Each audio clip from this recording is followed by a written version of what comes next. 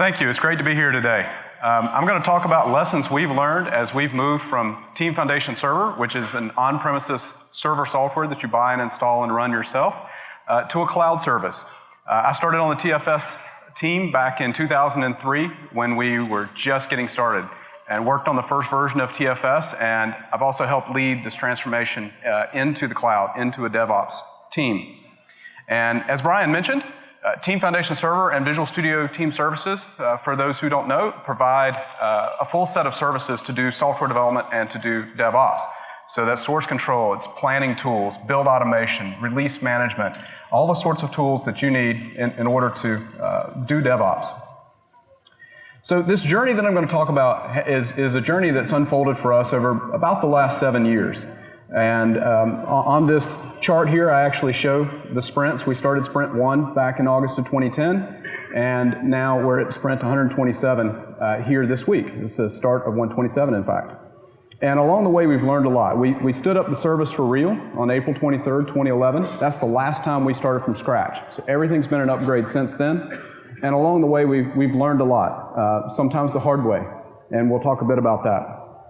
So this is two products, but one code base, one team that works on both. And so what we do is we have the whole team working in master, and every 3 weeks we ship. So in master we have one repo for the whole code base. We have about 430 people who've committed code to that repo in the last 30 days, and that gives you some sense of the scale. It's also about 40 feature teams. A feature team for us is about 10 engineers plus a program manager or two. And so every 3 weeks, at the end of a sprint, we take a branch, and we branch to the release branch. We ship that to the cloud on the service. Every 4 months or so, we then ship an update to Team Foundation Server. And we literally take a branch off of the release branch that we pushed into the cloud. One of the releases that we shipped into the cloud becomes the new release. And that could be an update to the last major version, or it could be a new major version, which we're getting ready to ship now, TFS 2018. And so we repeat that throughout the year, like clockwork. Every 3 weeks, we ship. Now, we also have changes going out every day. So the only difference is every 3 weeks, it's a major set of changes in a sense that are shipping. It is the work that happened during that sprint, but on any given day, we're updating the service. And at this point, I use the singular term. I say the service like it's one thing. It's actually 31 services at this point. So when you connect to it, it feels like one service, but it's actually 31 services running behind the scenes to deliver Visual Studio Team Services. So one of the things that we had to learn early on was how do we control exposure? If I've got everybody checking into master, doesn't that mean that every feature I'm working on shows up instantly, and whether it's ready or not? And to do that, to control that, to be able to dictate when we show something versus when we build it, we use something called feature flags. And feature flags have been an excellent technique for us for both changes that you can see and also changes that you can't see. So the way this works, the way that we use them, the benefits that we get from them, is it allows us to decouple deployment from exposure. And by that I really mean the engineering. The engineering team can build a feature when the engineering team is able to build it and deploy it, and when we actually reveal it to the world is entirely separate. Now, in order to do that, we want to be able to control who sees what. And to do that, we use runtime controls that allow us to specify sets of users that have access to it. We can control all the way down to the individual user. So, somebody in the audience could ask for a feature, and I could go turn that feature on. It's that granular, or I could turn it on for the entire world. These changes happen without redeployment. These are just changes that go into the system, and the services automatically react to these changes. And that means that these are very fast. And of course, nothing's instantaneous, but it's a very, very short delay between the time you turn on the feature flag and the time all of the services and all of the scale units have been updated. They're controlled by either PowerShell or WebUI, and this is important. It's important because the PowerShell is how we do automation. So we have a set of scripts that deploy and configure Visual Studio Team Services, and so therefore feature flags are the same way. If we want to include that as part of the deployment, we use the PowerShell scripts in order to control the flags. So we'll do a deployment, maybe flip feature flags on for certain sets of users once the deployment is complete. The web UI is great for that example that I mentioned earlier, where I have a feature and let's say we write a blog post or we put something up on user voice, a request that somebody has made. An example of that is SSH. When we shipped SSH, I wrote a blog post and said, hey, if you want SSH turned on, please email me, because SSH is not something that everybody wants, but the people who want it really want it. And therefore, it made it easy for people to send me email. I'd go to the web UI and I could turn on SSH for that customer. The whole goal here is to support early feedback. So one of the things that you want to accomplish, of course, with DevOps is you want to be able to deliver features, get feedback, and iterate without having to wait long periods of time before you find out, did you get it right or did you not? It also lets us experiment. We can ship a feature that we're not sure is the right way to do something, get feedback, again, from a small set of people. And we do this through something we call stages. And all stages are predefined groups of people. So stage 0, for example, is us. It's our account. So our account on Visual Studio gets every update that ships before it comes to you. And this is important because it allows us to dog food our own code, gives us a chance to obviously to find bugs, because there's some bugs that just you're not going to find until you hit production. And by using it ourselves, by having hundreds of people using it every day, it gives us the opportunity to find those problems, but it also allows us to try out features before we're ready to share them with the rest of the world. So we can experiment on ourselves in addition to other folks. So then stage 1, we'll start bringing in some external customers. Stage 2, stage 3, private preview, public preview. It also gives us a quick off switch, and this is important. Sometimes you might ship a feature and there's a problem with it that you didn't anticipate, and you want to be able to quickly hide it or have it go away. The other is, sometimes we make changes on the back end. We'll use feature flags for changes that you never see. We may make a change to how something operates. For example, we have build policies that you can configure, branch policies that you can configure for a Git repo.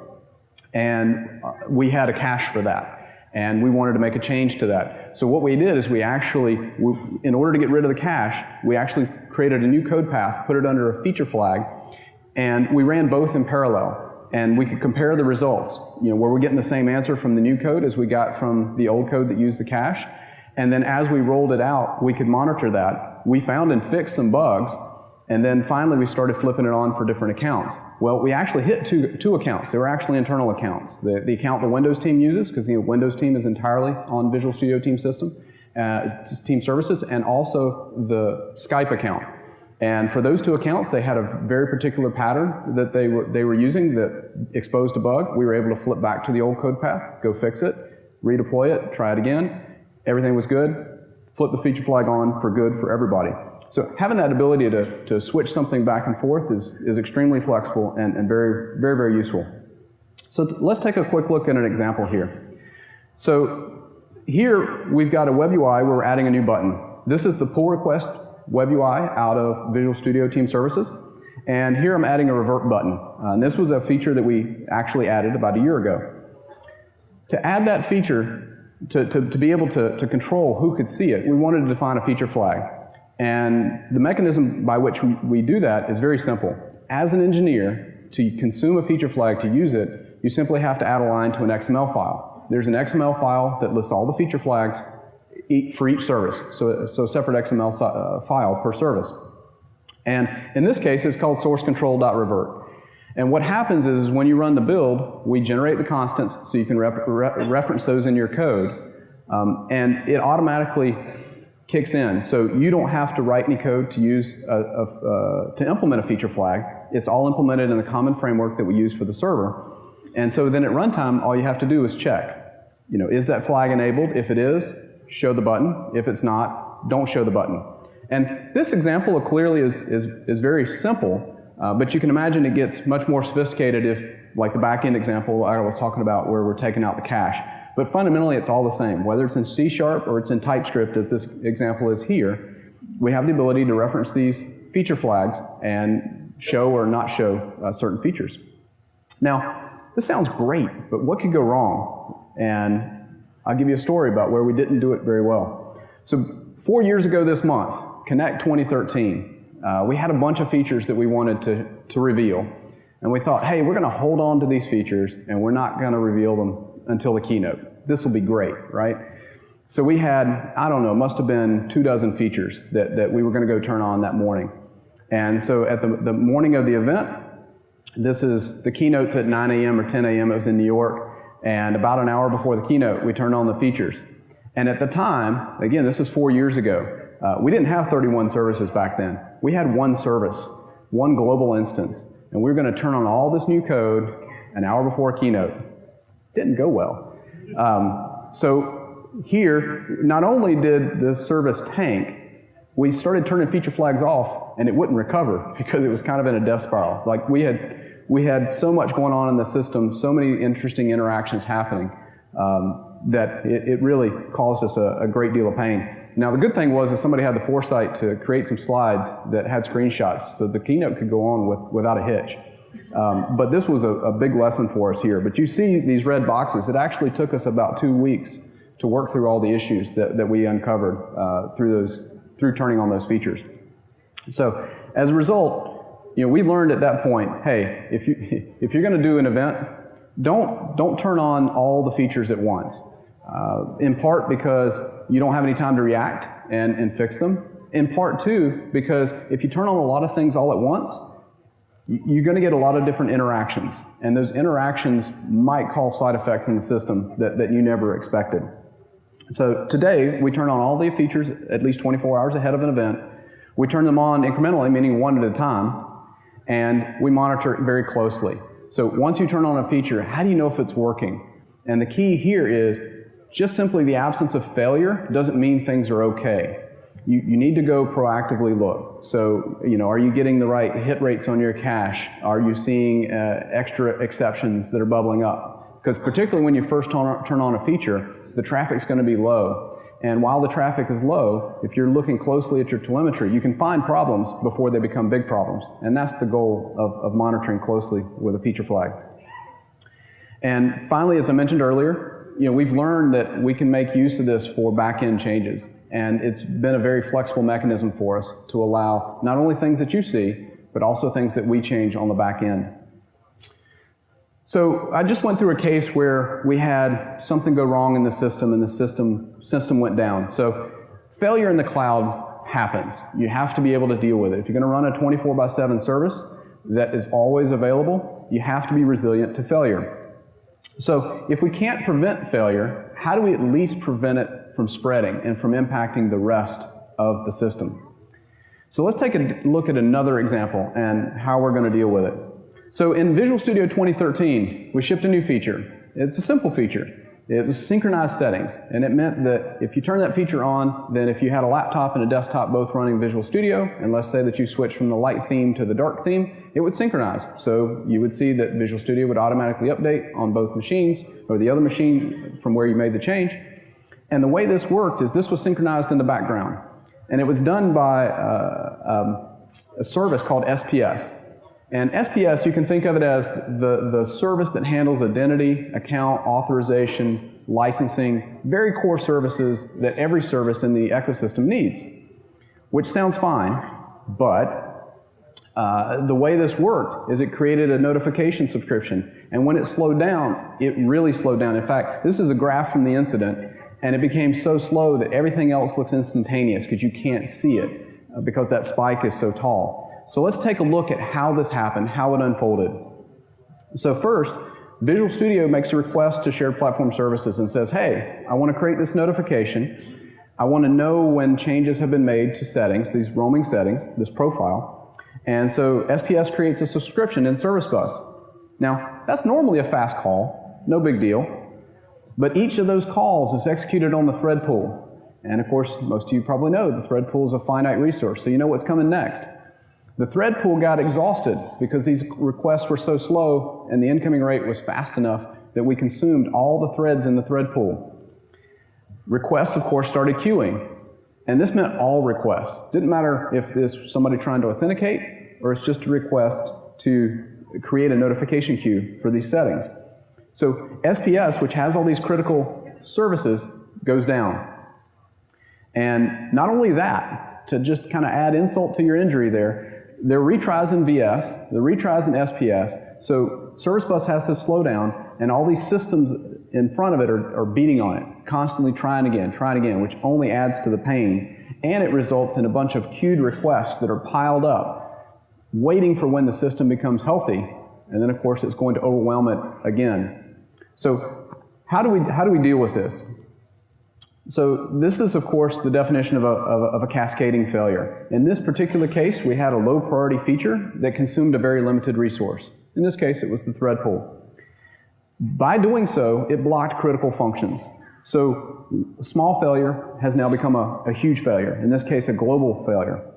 Retries made the problem even worse, queuing up more commands. And so what do we need to do? A, we need to limit the impact of the problem. We want to degrade gracefully. Now, if this problem happens and suddenly you can't synchronize settings across your Visual Studio instances, let's say for an hour or even a day, yeah, okay, it's kind of annoying, but it's not going to really change anything for you. But the fact that you can't authenticate, can't check in your code, can't get to your work items, that's critical. So we want to make sure that we degrade gracefully. In this case, you just simply wouldn't have that synchronization functionality. And once the problem is over, we want to self-heal or recover quickly, have the code handle that. So for this instance, we mitigated the problem by turning off the feature flag.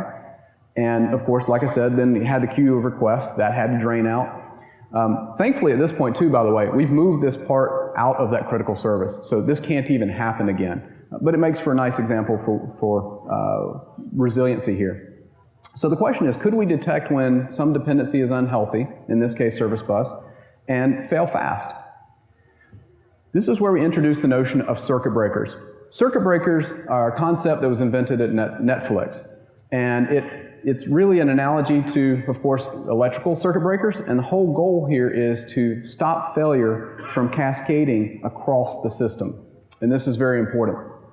So we want protection from basically three things. There's slow commands, failed commands, and concurrency, or just sheer volume. Now, if something fails fast, you can usually deal with it, right? You fall back to an alternative, or something's just not going to happen. But if it fails fast, nothing queues up in the system, things are much better. When things fail slowly, that's when the system really starts to degrade. Things that fail slowly are much more difficult to deal with. If something doesn't time out for 30 minutes or 30 seconds or 100 seconds, that's a very, very long time. Long enough to the point that if you're using the system, you wonder if it's hung or if it's down. We want to be able to shed load quickly. I mentioned before, one of the problems that we had with that event was we queued up a bunch of requests, and we saw this in a number of LifeSite incidents. And we learned that if we ended up with all the queues full, because of course there are multiple machines involved in these services. So there's a set of virtual machines that you're connecting to. So whether it's a web browser, or it's Visual Studio, or Eclipse, or Xcode, or whatever client you're using, you're making calls off to the server. And each one of those servers has a queue. And if they all queue up a bunch of requests, that will overwhelm the service once it becomes healthy. So what we want to do is we want to shed all that load, just have it all fail. And that way we can recover quickly and not spend an hour chewing through those requests. And finally, we want to fall back and gracefully degrade when we can. In some cases, to give you a different example, let's take an extension. Let's say that your account uses an extension, and for whatever reason we're unable to get to the extension management service, which is one of those 31 services that I mentioned earlier. If that happens, what we actually want to do is we may just fall back and say, okay, we can't check to see if you have access to the extension, we'll just assume you do. For other things, there is no graceful fallback. If you're trying to authenticate and we can't authenticate you, clearly you don't want us to just assume it's okay for you to get into that account. So it really depends on the situation, but to the maximum extent possible, you want to fall back to some graceful state, degraded, but still functional. So let's take a look at what a circuit breaker is. A circuit breaker has a set of transitions that it goes through. It has a set of states. Closed, which is the normal state. Everything's functioning correctly. The circuit breaker's closed, so requests are flowing through as you would expect. Open, something's gone wrong. It's now blocking requests. And half open, which is an important state to test, is it okay? So let's look at what each state does. So closed state, that's the normal state. As I mentioned, everything's working correctly. But as that's happening, the circuit breaker, this component is keeping track of the percentage of calls that are failing.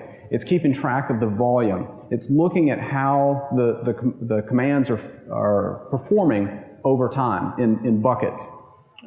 Let's say 1 minute buckets divided into 10-second intervals or some number like that. And if a high enough percentage of calls fail and you got a high enough volume, then it opens. And at that point you start shedding load. So we just start failing the commands. But the thing is we said not only do we want to shed load quickly, but we want to be able to recover. In order to recover, we have to have some mechanism for the system to detect, is it okay? Has the problem gone away? Is the system healthy? So for that, that's that half-open state. The half-open state, it lets through a very small number of commands to see when do they start succeeding again. And that way, if the whatever dependency has had that problem, we're only giving it a little bit of load, very small amount, just testing to see, is it okay? And once it's healthy for long enough, the circuit breaker closes again, and the system goes back to operating as usual. Now, how do we know this works? I mean, this sounds like a great thing in theory, and it is a great thing in theory, but it's really key that you test it in practice. And we found when we started adopting circuit breakers, somebody go put it in their code and say, hey, I've got a circuit breaker, I'm more resilient. And what we quickly discovered is, no, probably not. Unless you've tested it in production, you don't know if it works properly or not. So that's where you need fault injection testing. And that is literally injecting problems into an account at runtime in production. So the great thing with having our own account in our own scale unit is we can do testing on ourselves. We can torture our own account, so to speak, and not affect any of you, and understand the behavior of our circuit breakers, because circuit breakers have interactions with timeouts. You want to get your timeout set up correctly. You want to have the circuit breaker volumes and the percentages set correctly so they operate in the way that you need. But in any complex system with multiple circuit breakers, multiple timeouts, etc., it's very hard to fully reason and model the whole thing. So you want to test it in production to see how it's actually working. One of the things that we've done is we've gone back and looked at LifeSite incidents that we've had in the past, and we've tried to simulate those. So we've found problems that we've had, be it problems with things like network disconnects, CPU pressure, disk pressure, etc. We'll go back and we'll simulate those. Some of them we simulate at random, but some of them we literally go back to a previous LifeSite incident that we did not handle well, and we try it. Now that we've made a change to introduce a circuit breaker, let's say, into a given code path, we want to go back and find out, does this work well? Now, the other thing that we can do is, let's say you've got 50 circuit breakers in your code. You can just start randomly flipping circuit breakers open, which is a great exercise too, to see what happens. If I open this circuit breaker, what happens? If I open these 5 circuit breakers, what happens? And to do that at random, and then monitor the system to see what happens. Because again, the whole goal here is when a failure occurs, contain it, limit the impact. So in doing those exercises, the things that we're trying to do is we're really trying to answer 2 questions. Does the service handle a fault gracefully? And does the service recover quickly? And that's really the essence of what we're trying to determine. So what are the key lessons learned if I kind of take a step back here? Number 1 is tune in production. Circuit breakers are a wonderful thing. You should go search for them. If you do a search on circuit breakers in Netflix, you'll find a lot of great presentations that go into a great deal of depth on it. You'll find an implementation on GitHub, etc. But once you adopt them, you must test them in production. You want to, and as part of that is verifying the fallback. Does the fallback give you the desired behavior? Or does the fallback have its own side effects that may in fact turn out to be bad? One thing we learned too with circuit breakers, when we introduced circuit breakers, when they would pop, when they would open, people would say, oh, circuit breakers are open, there's a bug. Well, yeah, there's a bug, but they would interpret the circuit breaker opening as the bug. No, that's a symptom. That's never the cause. And so you want to make sure you educate people that, hey, when a circuit breaker pops open, it's typically a bug in the code. Now, it could be that your tuning, going back to that first line, maybe your tuning's not quite right, but your first response should be to think, hey, this is a bug, and I need to go fix it. It's not a problem with the circuit breaker. And that was a mindset shift. You also need to make it easy to figure out what happened to the circuit breaker. And you kind of nod your head and you go, yeah, that sounds obvious. But you'd be surprised. They start popping, and then you're trying to figure out why. So it's really key that you have good telemetry, that each circuit breaker is independently identifiable in your telemetry, that you can trace it back to that line of code, and that you can tell what was it that caused it to open. I mentioned earlier, we want to have circuit breakers open when a dependency is having a problem. We also want circuit breakers to open if there's a concurrency issue. So making it easy to diagnose is really important. If the circuit breaker opened because suddenly there were 1,000 simultaneous calls, you'd want to be able to tell that from the timeout problem. And the last thing here that's key is to monitor and do a root cause analysis.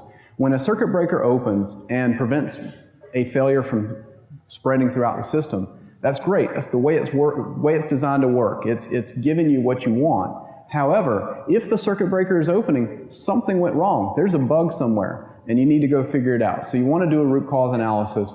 And so we have monitoring on our circuit breakers. When our circuit breakers pop, we will keep track of that, and we'll have somebody go investigate and figure out why. Again, the whole goal here is to understand what's going on in the system and try to find and fix problems before they become big problems.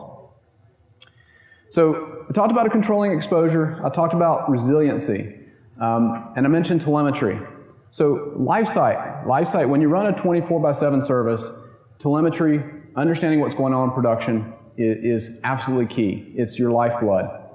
And to do that, to really understand what's going on, you've got to collect a lot of telemetry. And it's grown a lot for us over the years, to the point that we're collecting some 7 terabytes worth of data. Now that's everything. That's IIS logs. It's the activity logs that are in the system that tell us what commands have executed and how long they've taken.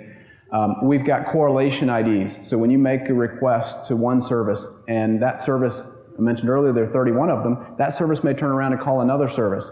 Well, once a request starts propagating through the system, you need something to be able to tie those requests together. I want to be able to know if you make a request into the system, I want to be able to follow it through the entire system and back out. And in order to do that, we add correlation IDs to all the calls that we make inside the system. So we capture all of this data, perf counters, perf views, process dumps, all kinds of data that we collect. And so much of it we send through Azure Log Analytics. Internal to Microsoft, it was called Custo when it was a project a few years ago. And when our team started using it, it basically went through the team like wildfire, because it made it so easy to take all these logs and run very efficient, very fast queries on massive amounts of log data. Really had a phenomenal impact on how our team works. So now that you're gathering all this data, and you'll notice here in that first box in the upper left-hand corner it says SLA. So now I'm gathering a bunch of data. I need to figure out what's actually happening. What is the user experiencing? Because the availability of the service only matters with respect to you, the user. What's your experience like? If you're having a good experience, we're doing our job. If you're having a bad experience, we're not doing a good enough job. And we need to know the difference between the two. We need to be able to figure that out. So when we started, we said, we'll try doing outside-in monitoring. And pretty quickly, this didn't work out very well, because every time you add a feature, you needed to add a new test if you wanted to test that particular feature. As we started adding more and more instances, we're in 17 data centers now. As we get this whole system expands, we can't write synthetic tests that run against every single database in the system, every single scale unit, et cetera. It just is too much to keep up with, and it wouldn't really model what the user is experiencing. Now, we still use outside-in tests because they cover one particular key area, which is being able to tell, is the user able to get into the system, or is it slow getting into the system? So there are some key things that you want to test from the outside, but it's limited in what it can give you. So it was not a complete model of the user experience. The next thing we tried was looking at command health, taking a look at the total number of commands that are executing, figuring out what percentage of them are succeeding. And it seems like a great idea until you realize that certain call volumes are very high and start to drown things out. So downloading files, uploading files, very common, of course, in a source control system, very high volume operations. And if the operations that are most key are in fact low volume, well, they get drowned out. So it becomes hard to see, are you really healthy or not? It becomes misleading. And you can see that gray line in that graph there that's so flat. That was that model. And to that model, everything looked good.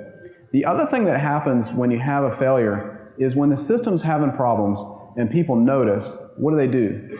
they may stop using it. You keep retrying a few times and you realize, yeah, it's not working. Let me go get a cup of coffee, let me go to lunch, let me go home.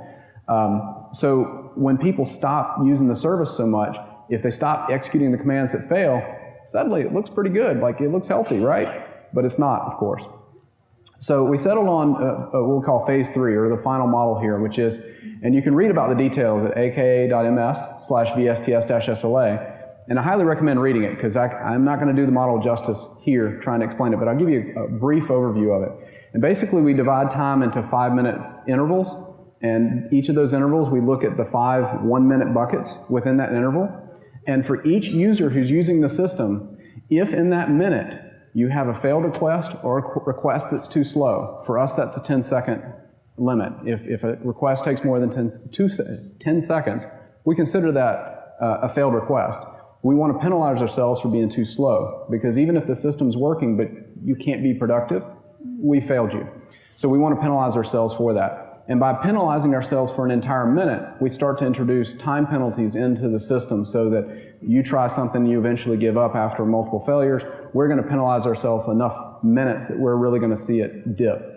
And that model, that final model, is what you see here with this big yellow line that dips down.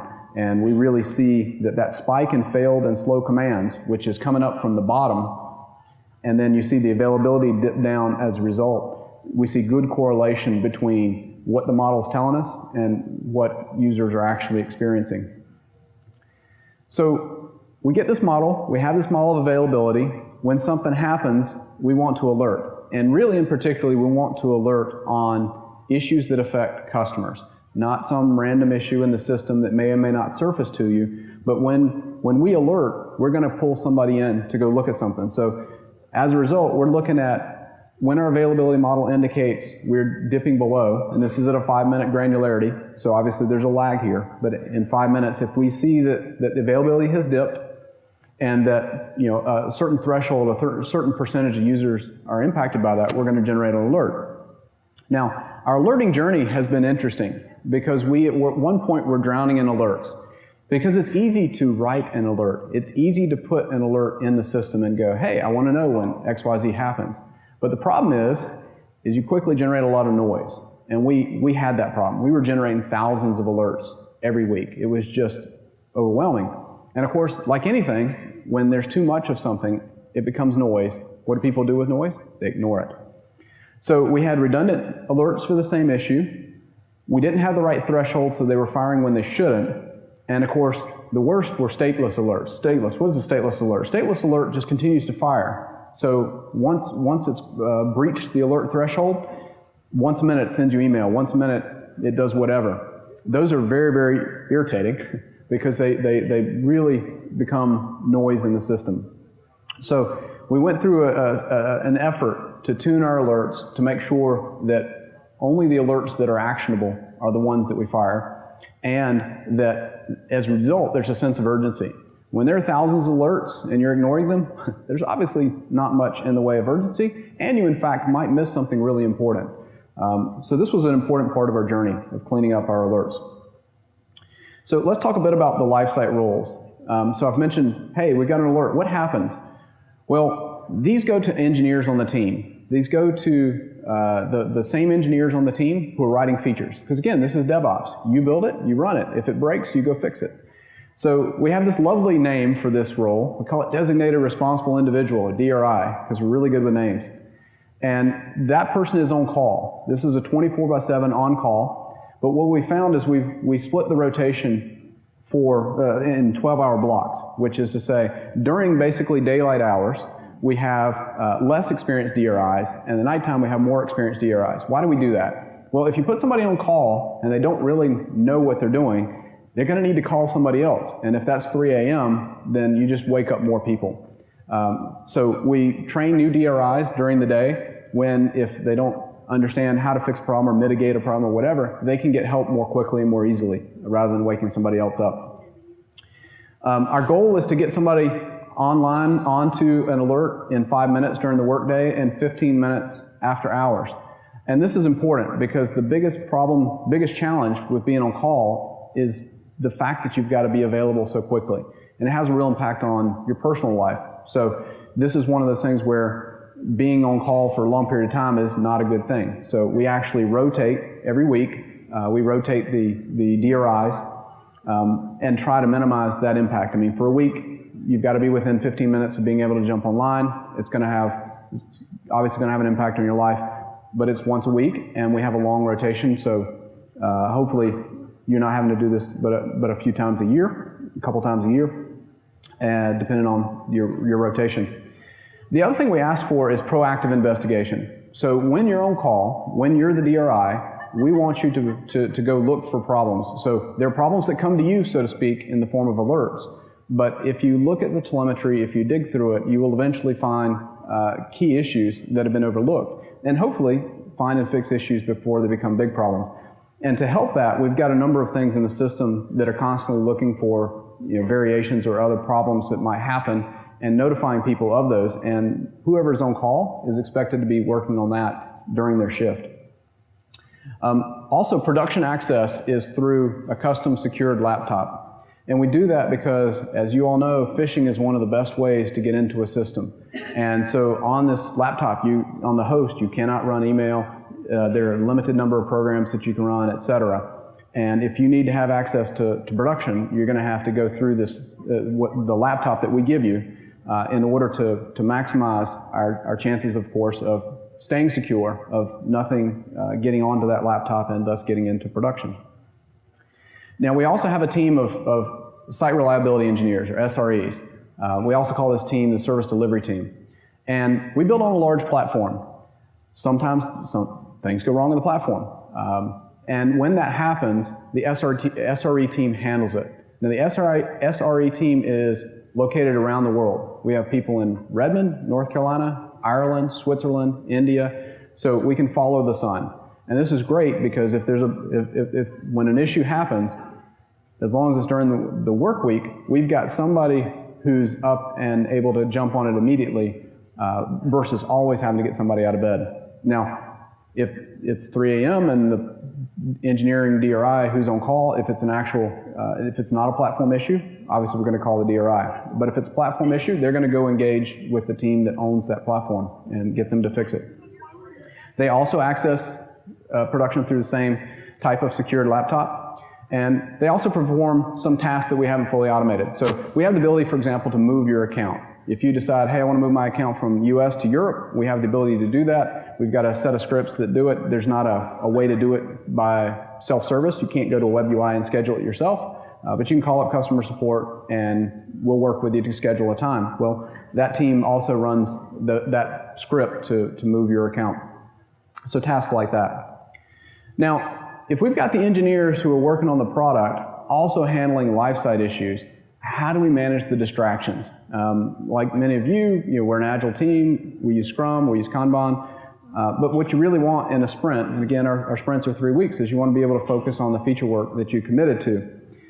In order to do that, we create what we call a shield team. And a shield team is 1 to 2 engineers out of this nominal team of 10 who are responsible for a whole sprint of dealing with issues that come in.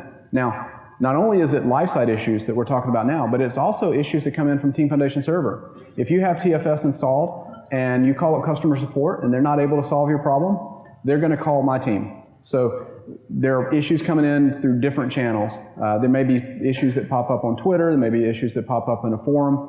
These are the folks that handle that, and by having a designated 1 or 2 people who can handle those issues and rotate per sprint, we get 2 things. One is we minimize the distractions on the team so that we can make forward progress on features. And 2 is nobody's ever penalized. Everybody has to take a tour of duty doing this, which is great. This is not an on-call thing. This is something you do during working hours. But by not having all of those requests go straight into the team can, part of the team can be focused on the features, and part of the team is handling customer issues. So I mentioned LifeSite incidents. How do we manage a LifeSite incident and kind of what have we learned there? So when a LifeSite incident occurs, we spin up a conference bridge, which is not too surprising.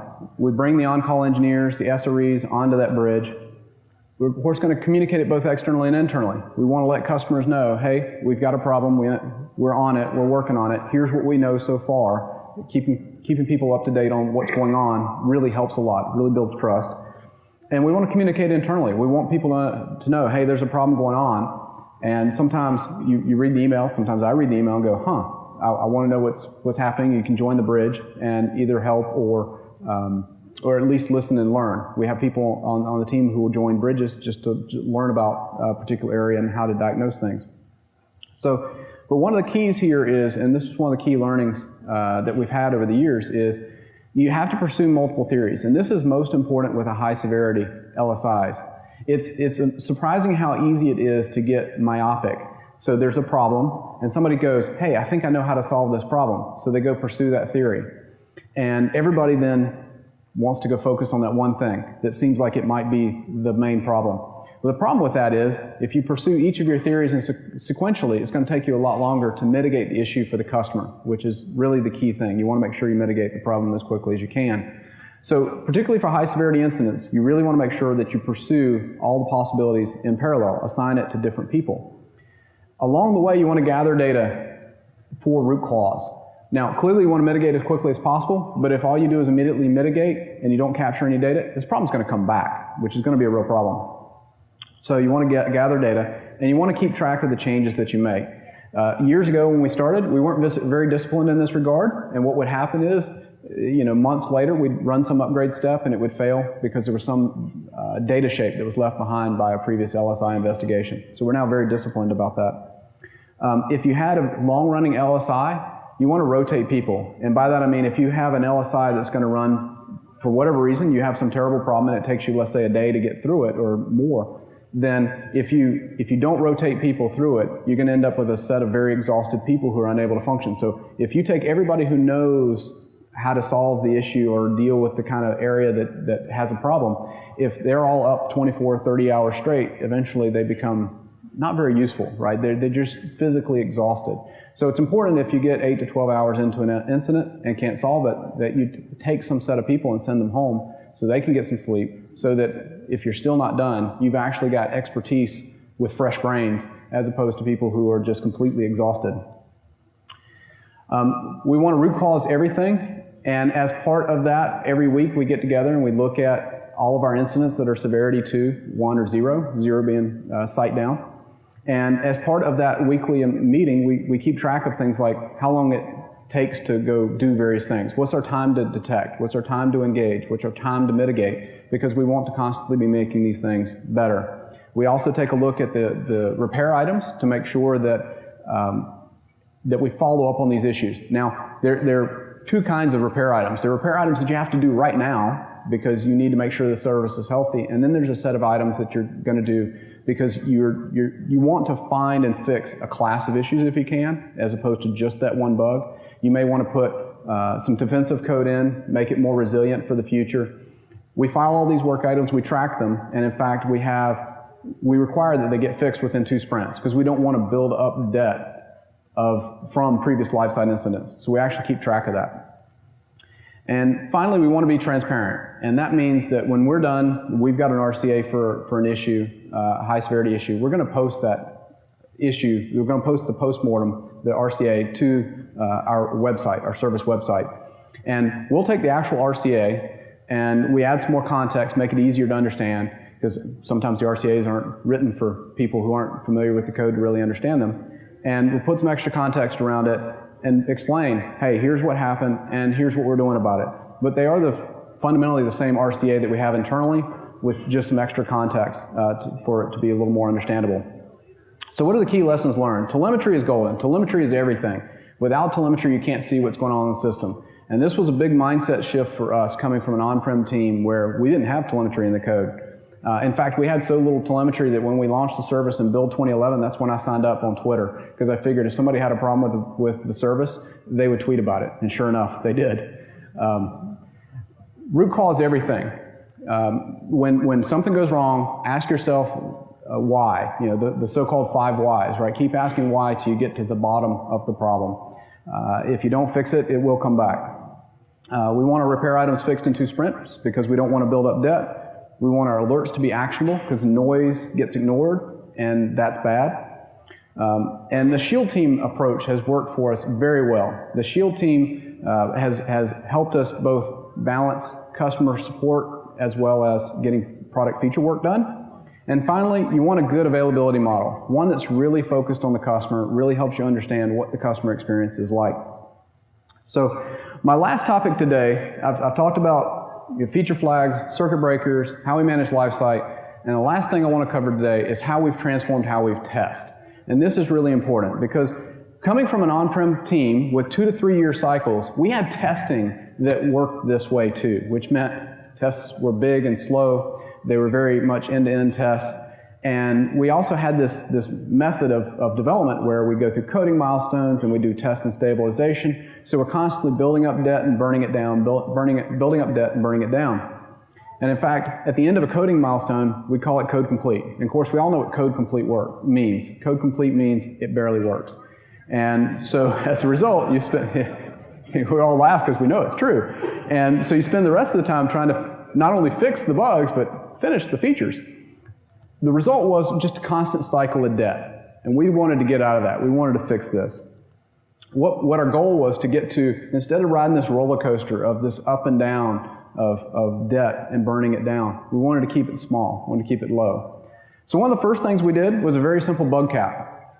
Take the number of engineers that are on a feature team, multiply that times 5, and that's your cap. Now, where did the number 5 come from? 5 came from the fact that I wanted to be within a week of shipping. I wanted to keep no more than about a week's worth of debt. And I had done some analysis looking at, when you look at a team of engineers, back then it was a team of, I don't know, probably 60 people. And I'm looking at the numbers, and for whatever reason, because once you factor in everything from meetings to the fact that some bugs like fixing a typo or trivial, fixing a race condition may take you days, everything, there's a lot of variables in it, but when you look at the team overall, we were fixing a bug a dev a day. As a result, I said, okay, if I want to be within a week of shipping, that's 5 days, therefore that became my bug cap. And we still use that today. That's been very effective for us, and we continue it. But it by itself is not enough. Another key thing we did, and this was a big transformation 3 years ago this month, November 2014, we combined the development and test disciplines at Microsoft into an engineering discipline. A developer at Microsoft, the official title was software development engineer. For testers, it was software development engineer in test. So we were hiring developers to come in and write test automation. Now, as most of you have probably experienced, there's a lot of dysfunction between dev and test. The developers would get ahead of the testers. They'd be working on the next feature. The testers, meanwhile, are testing something that the developer wrote 2 months ago. The developers aren't super motivated to go make the product testable because it's not my problem, right? The developers hand that problem off to the testers. The developers and the testers, this gap, this dysfunction led to a lot of problems. And this transformation was really overdue. But we combined the two and we said, hey, if you build it, you test it. Again, very much the DevOps philosophy, if you build it, you need to run it. So every engineer on the team has end-to-end accountability. And that means if you're writing the feature, you're writing all the automation to go with it. That also provides significant motivation to make the product more testable. Because if you're on the hook for writing the tests and the code, if it's hard to test it, go change the code and make it easier to test. This also lined up with a big cultural shift across the company. This was part of a change that Satya was driving in general in terms of culture across the company, was really better connection with the customer, more end-to-end accountability. Combining dev and test really aligned with that overall goal. So that was kind of the second thing in the big set of changes. And about that same time, we also decided to completely redo how we tested. So about 2 months before that, September 2014, we started rethinking how we do tests. Why? Our tests took too long. We had tests that we called nightly automation, and they took 22 hours to run. It's not very nightly. Run the full suite took 2 days. And if you're going to ship every 3 weeks, if you're going to ship every 4 months on premises, this is just simply unacceptable. It's too slow. Not only that, but we had reliability problems. So we took our self-test tests, which are priority 0, our key tests, and all these tests do is make sure the product functions in a basic sense. Can you create a project? Can you check in files? Can you create a work item? Just really basic functionality. We took a build where that had passed 100%, and we ran that set of tests in a loop 500 times, and it failed 40% of those runs. That's the starting point back in 2014. So the result of that meant that nobody really trusted the tests. Tests would fail for reasons that had nothing to do with your check-in. Tests would fail for random reasons, and if you're getting ready to ship, how do you know if you're ready or not? You don't know. So when we got ready to ship a release at the end of a sprint, or we got ready to ship on premises, somebody had to go sort through all these test failures. And of course, as you might imagine, we didn't always get through all the test failures. So we'd actually shipped regressions because the problem had been detected, but nobody had managed to get through all the test failures to do the analysis, or they had looked at it, but they had misinterpreted what had happened. It turns out it was bug in the product, but it looked like it was bug in the test code. So all of this made it a totally untenable situation. We knew we had to change. So we did two things. We came up with a new taxonomy and a set of principles. And I'll first cover the taxonomy, and I'll tell you what principles drove this. So we started with, in order to define how we're going to test, I mean, you've all been in those conversations. What's a unit test? It's a non-ending conversation, and it's not a conversation that's particularly productive. So we went with some very bland terminology. L0, L1, L2, L3. Hard to argue with that. It doesn't mean anything. So what we did was we said L0 means you're going to test with the built binaries. You haven't installed anything, you can't make any calls over the network, you can't use the registry, you can't use SQL, you can't do anything but just run the code as it is. So that's as close to a pure unit test as we're going to get. L1, the next level up, has the same requirements but allows you to use SQL in the file system. Why is that? Well, we have a lot of SQL. TFS itself has, for example, over 1,400 stored procedures. That's a lot of SQL logic. So testing that becomes very important. And today, and I'll show you this in a few minutes, we actually run all of these tests as part of a pull request. Every pull request kicks off a build, we run these tests, and I'll show you what that looks like. But that was our first two sets of tests. And the next set was L2, which means we've installed the product enough that you can run REST APIs. So you've got a functioning product, but there are no UI tests, and you can't, we mock certain things out. So for example, we mock out identity. We're not actually calling Azure Active Directory or MSA or anything else. So this is something we do to help the test run faster. It's also a bit of a maintenance thing. In the old days, we actually would go create test identities, and the test would create test identities as they ran. And then of course, we'd fill up a subscription, and somebody had to go clean it up. But L2s, again, we wanted fast and reliable tests. So anytime we could take out moving parts, mock out some of our dependencies, we made a very explicit, conscious decision to do it, and we took some of them out. So that leaves L3. Now L3 is your full end-to-end test. Nothing's mocked out. We're going to use the real system, and we wanted to have these tests not only run in test environments, but also be able to run in full production environments. They're the kind of tests you can make use of, for example, after deployment to do a health check. The last term I'm going to throw in here for you is TRA, because you'll see it in the next slide. And TRA was just the old legacy functional tests. And these were true end-to-end functional tests. And as I was talking about earlier, they took a long time to run. They weren't very reliable. So the key principles, here are the key principles that we went with in this transformation. We said we want to test at the lowest level possible. And of course, the lower the level, the fewer moving parts, the faster, more reliable the test is going to be. We want it to be fast and reliable. This was going to be a key design point because we were going to create, and we did create a framework for these L2 tests. Framework meaning just make certain things convenient. There should be one way to create a team project. There should be one way to create a new account, that sort of thing. So we wanted these tests to be fast and reliable, and we're going to measure that. We want the product to be designed for testability. Now, it'd be nice to be able to go back and say, hey, let's go refactor the entire product code base. That's not very practical. But what we mean by this is as we write new code, make it testable, and two is as we make significant investments in existing code, make it more testable while you're there. Test code is product code. In the past, test code had always been treated as kind of a second-class citizen. Hey, it doesn't ship to customers, it's not that important, right? But of course, how are you going to ship to customers if you don't have confidence in your tests? So test code is equally important as product code. End-to-end tests that can run in production. Our old end-to-end tests could not run in production. They do destructive things, all kinds of issues with them. We wanted to make sure this time around we built end-to-end tests that would run in production. We also treat testing as a shared service, which means there's not a dedicated test team anymore, so we have to maintain the framework, and I have a set of engineers who are very passionate about it, who help shepherd it, who help guide it. So what does that journey look like? So we started with writing unit tests, the L0, L1 tests. While we were doing that, we went back and analyzed all our old functional tests, our TRA tests, to figure out what's redundant, what's useful, where we had data, which ones were actually finding bugs. If a test never finds a bug, maybe it's not very useful. And we started doing the conversion. Now, conversion is a bit of a misnomer. It's really a rewrite, because if I take bad tests and I put them on a new framework, I still got bad tests. So as people went through and did this conversion, I asked them to think deeply about how the test should work. And the bottom chart shows you this timeline. We started in sprint 78. It ends in sprint 120. So yes, that was over 2 years to do this.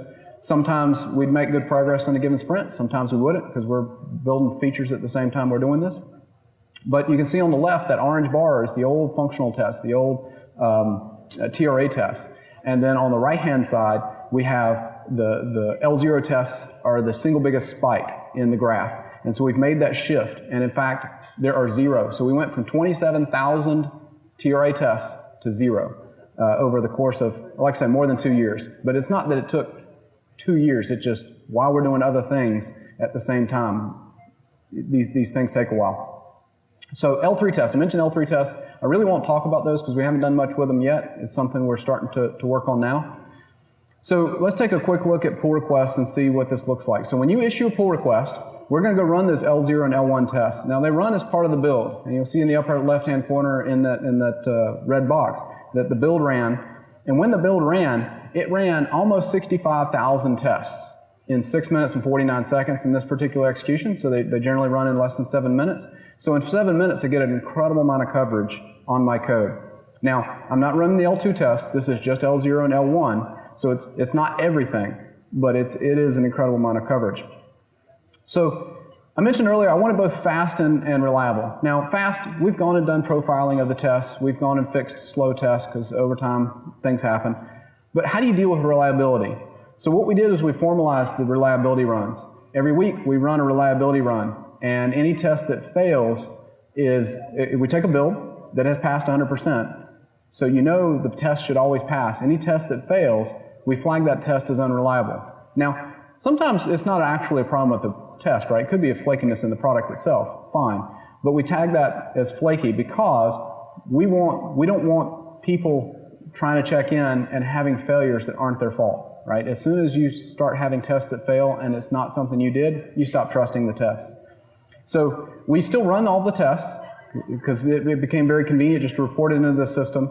And then once we run the test, before we show you the results, we screen out all the ones that are listed as unreliable. We automatically file bugs for the unreliable tests, and we have an SLA to get those fixed too. Teams have to fix those within a sprint. So the result is we can keep a reliable set of tests running all the time, and the team fixes them. So we can see here as we introduce this system to monitor and drive out the flakiness, that our CI runs became much, much cleaner. And so we went from upwards of 30% of the runs failing in Sprint 101 to 0.4%, almost 0, failing in Sprint 119. And this is something we continue to do.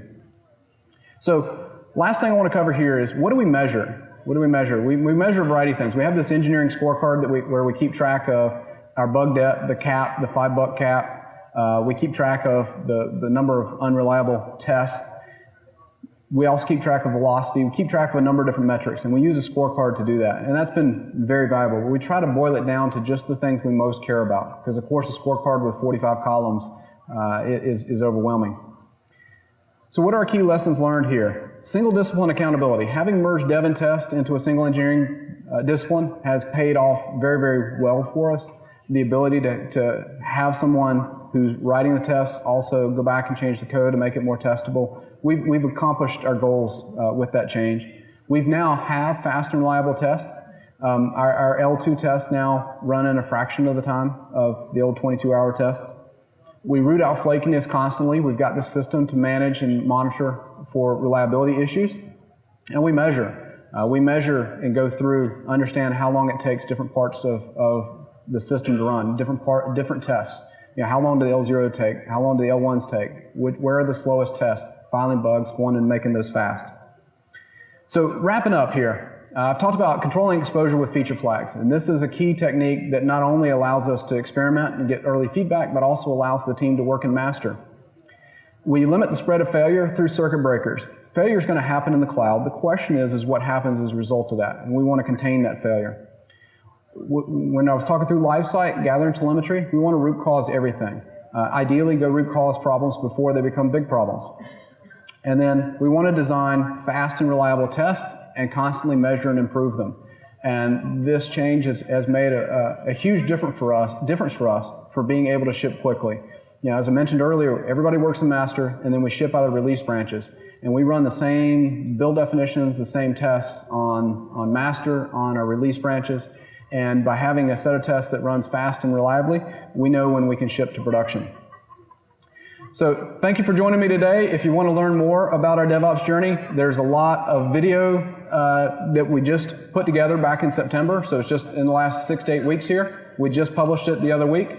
So if you go to aka.ms, learn DevOps, you'll find an extensive set of videos that will dive much more deeply into all these topics and more. Thank you very much for joining me today. Appreciate it.